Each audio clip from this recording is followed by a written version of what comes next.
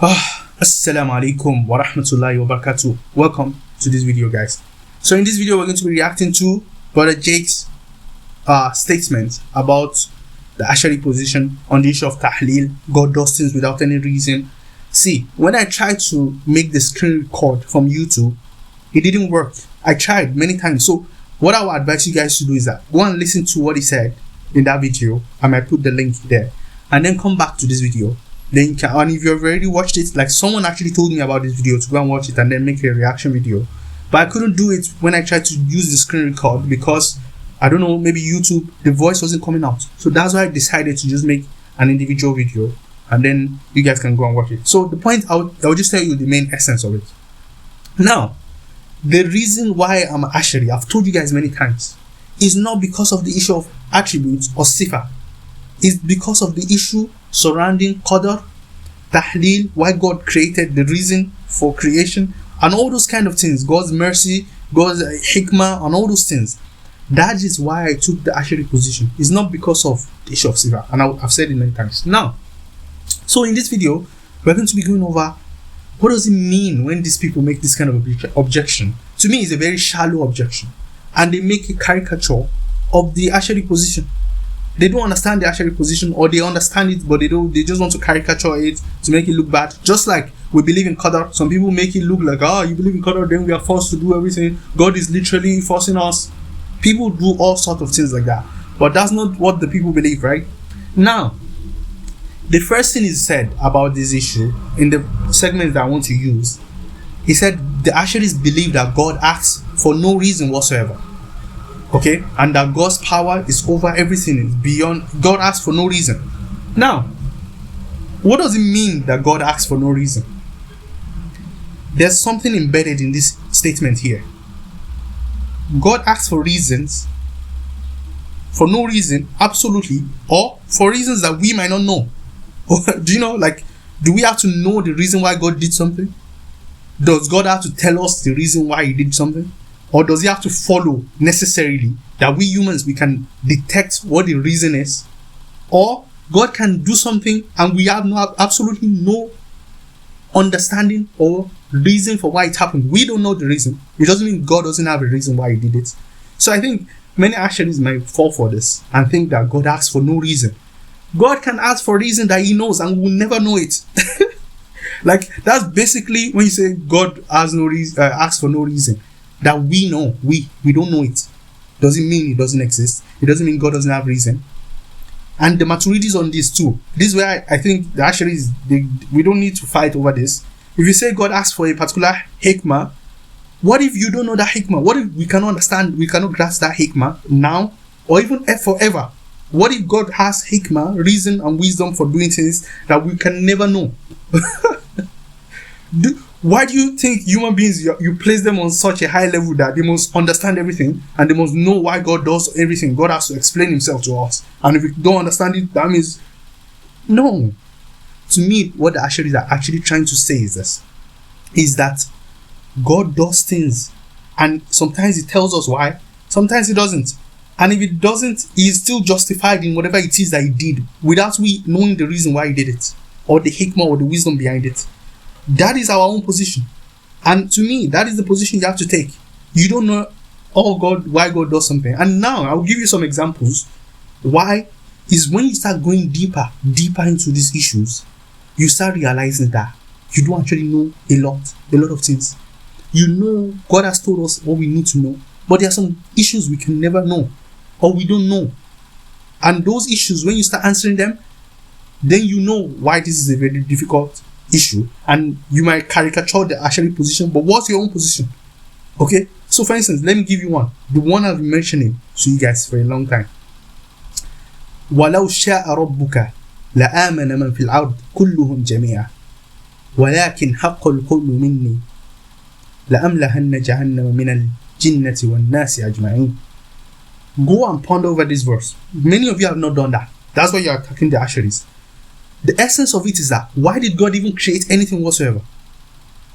Does God have to have a reason why he created anything? God has power and he can create anything without any reason that we know. Like, The reason, do you want to know the reason? Let me tell you the reason why God can create anything. Because he has the power to create it. Many people don't understand this. Okay, let's say God created a particular world. What is the reason why he created this world? He knows it. I don't know it. So how can I say I know the reason? God, okay, there's a reason why God created it, but I don't know it. Now what? You see, and the verse I just read, it addresses a particular issue. Why did God create heaven and hell? God is literally saying, I could have created a world where everyone is going to heaven, and the one where everyone is in heaven. And I could have created a world where there's heaven and hell. What is the reason why God chose one over the other? Both of them are plausible. Both of them could have been, God said it's possible. It's not something, he could have done it and there would not be any issue. It would have been justified too. How do you choose one over the other? What is the reason for choosing one over the other? When God literally says, I could have done it and it would have been okay. It would have been reasonable too. Why did God choose one over the other? Because he wanted to choose one. God's will. The Asharis, their point is they hold on to God's will very strongly. Why is something? God's will. What is the reason for this? God's will. If God tells us, okay, fine, God, yes, to worship God. That's what we are supposed to do. But why God created us? Only God knows. And why God created, one I've been pondering over recently. Why did God create a world where people are hungry and they have to kill another animal that will suffer and die, and then we eat that animal because we are hungry, and the animal too is killing another animal, and the whole process? Why did God have to create a world where there's pain at all? God is the one deciding these things. When we say that there's no reason, we are not saying that God doesn't have any. He has a purpose why he creates something, but we don't necessarily know that purpose. It might be just because he wanted it, because he wills it to be. If he tells us the reason, fine. If he doesn't tell us, it doesn't mean there's absolutely no reason. We can say we don't know the reason. You see, if someone presses us on what is the reason, what is the reason for this, we will say God's will. That is the actual position. And to address the issue that William Lane Craig is bringing, see, I knew a lot of Christian theology, and the issue with Dr. William Lane Craig on the issue of God's goodness. See, he's a Molinist. Molinism. He believes in Molinism, Dr. William Lane Craig. And his objection is consistent with his position, because he thinks anybody that believes in Qadar, anybody that believes in strong idea of Qadar, that is not the Molinistic type, a Calvinist type of this thing, you believe in Qadar, he thinks your God is evil. Do you know? He believes the Calvinistic God is evil. That's Dr. William Lane Craig's position. Okay? So, now, if you understand Molinism, you see many problems with it. Funny enough, guess what? So, Brother Jake is aligning himself with William Lane Craig. And to me, it makes sense, because they both have something called Hikma, something called wisdom. You see, this wisdom or this Hikma thing that they're talking about, or this reason, is something independent of God and man. In Molinism, it's called middle knowledge. So this middle knowledge is some set of necessary concepts that even God cannot violate those concepts. And because of that, those things, God, like if God wants to create, he has to follow those rules. Some kind of middle knowledge that God didn't create is just there. It's a fact. So these people that always talk about reason and knowledge, Hikma, they will create some kind of necessary Hikma thing that God has to follow those rules. And the Asharis, they are against that. The Asharis are trying to say God is absolutely free to do whatever he wants. Now, will God send good people to hell? No, the Asharis don't believe this. God cannot send good people to hell. You guys is a caricature argument. We don't believe God can send the prophets to hell. We don't believe that, because God has promised. You see, we say God promised. That's why he's not doing something. It's not because it's a necessity. No, there's no necessity. From logic, you can argue. even you, from logic, you cannot argue the necessity of all these things that you're talking about. You can only argue of his necessity because of God's promise, God's will. So that is what we hold on to. After the promise, we agree with you. The good people will go to heaven 100%, and the evil people will go to hell 100%. We have no doubt about this. The prophets will go to heaven. God cannot on the day of judgment, because he will contradict himself. God will break his promise, and God does not break his promise. You see? So we follow God's command, God's will, God's promise. That's what grounds morality. That's what grounds all these things. We also believe in the fitrah. We believe in God created us with some innate disposition.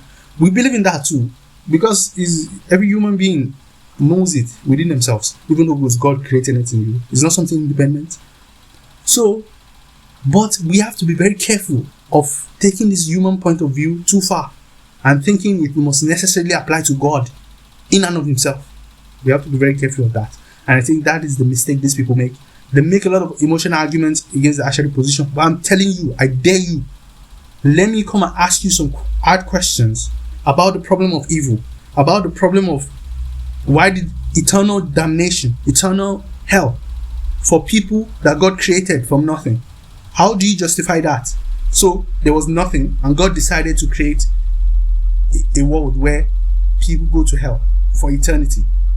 What is the reason behind that? God decided that it will be. That is the reason. There's no reason.